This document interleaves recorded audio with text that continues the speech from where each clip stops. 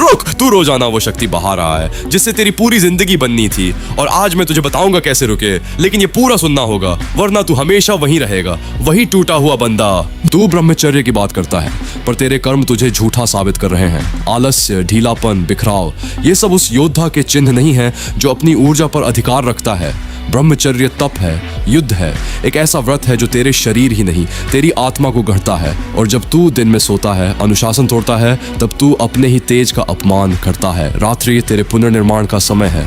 शुद्ध होकर, संयमित होकर, बाएं करवट शयन कर हर क्रिया को साधना बना, क्योंकि जो साधक अपने छोटे छोटे कर्मों में जीतता है वही जीवन के बड़े युद्ध जीतता है। और तू कहता है मैं खो गया हूं? नहीं, तू गिर चुका है, क्योंकि तेरे भीतर जो ऊर्जा थी तूने उसे दिशा नहीं दी, इसलिए वही शक्ति अब क्रोध बनकर तुझे भीतर से जला रही है। याद रख, ऊर्जा या तो वज्र बनती है या विष, ये तेरे नियंत्रण पर निर्भर है। और यदि तू सच में इस अग्नि को दिशा देना चाहता है तो मैंने जो ब्रह्मचर्य ई बुक लिखा है वह कोई साधारण पुस्तक नहीं, वह एक युद्ध पथ है, एक प्रणाली है जिसने सैकड़ों युवाओं को बिखराव से उठाकर शक्ति में बदल दिया है। यदि तू भी अपने अंदर के गिरे हुए योद्धा को पुनः जागृत करना चाहता है तो मुझे संदेश कर और उसे प्राप्त कर। अब बहाने छोड़, अपने शरीर को तप, अपने मन को वश में कर, जिम में जाकर अपने शरीर को वज्र बना, ज्ञान लेकर अपनी बुद्धि को तलवार बना, अपने जीवन को अनुशासन में ढाल, क्योंकि यदि तू खुद को नहीं गढ़ेगा तो यह संसार तुझे तोड़ देगा। तू जन्म से योद्धा था पर आज इच्छाओं का दास बन चुका है। लज्जा कर, तेरा समय जल रहा है, तेरी शक्ति नष्ट हो रही है और तेरी आत्मा तुझे गरज रही है। अब भी नहीं जागेगा? अब यही क्षण है। उठ, अपने मन को दास बना, अपनी अग्नि को अस्त्र बना, क्योंकि या तो तू स्वयं को जीत लेगा या यह जीवन तुझे मिटा देगा। भाई कितने साल और बर्बाद करेगा? कल से पक्का? ये झूठ अब तो खुद भी नहीं मानता। मैंने सालों की तपस्या के बाद वो राज लिखे हैं जो कोई नहीं बताता। सैकड़ों भाई बदल चुके हैं, उनके और तेरे बीच बस एक क्लिक का फर्क है। PMO से हमेशा के लिए आज यदि प्राचीन ब्रह्मचर्य के असली राज वो शक्ति जो तू भूल चुका है, कीमत तेरी एक चाय से भी कम। लिंक डिस्क्रिप्शन में है, अभी जा। अकेलापन वही क्षण है जहां ब्रह्मचर्य की असली परीक्षा शुरू होती है। जब कोई देखने वाला नहीं होता, जब फोन शांत होता है, जब कमरे में सिर्फ तुम और तुम्हारे विचार होते हो, तभी असली युद्ध शुरू होता है। इसीलिए नियम बहुत स्पष्ट है, अकेले रहो लेकिन कभी खाली मत रहो।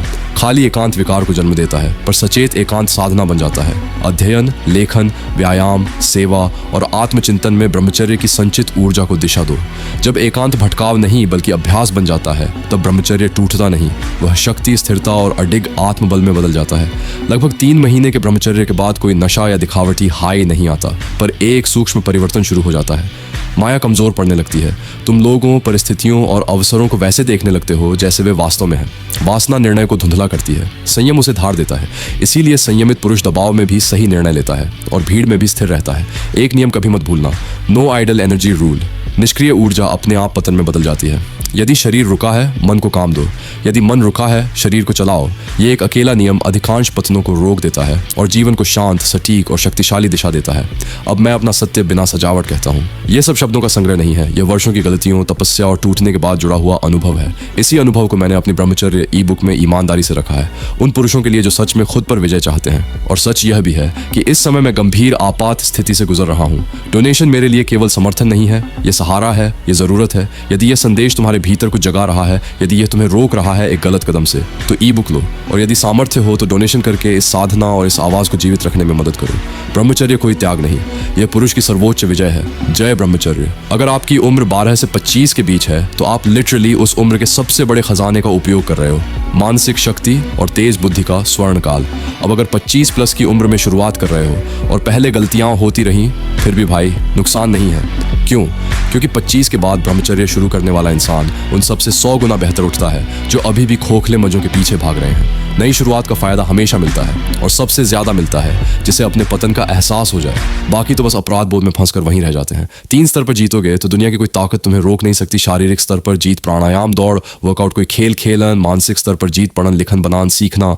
आध्यात्मिक स्तर पर जीत, ब्रह्मचर्य में निरंतर प्रगति, प्रार्थना, ध्यान। 3 लेवल पर जीतने वाला इंसान कंप्लीट विनर बनता है। इस बार यह ऐसा वर्जन है कि पढ़ने वाला इग्नोर ही नहीं कर पाएगा।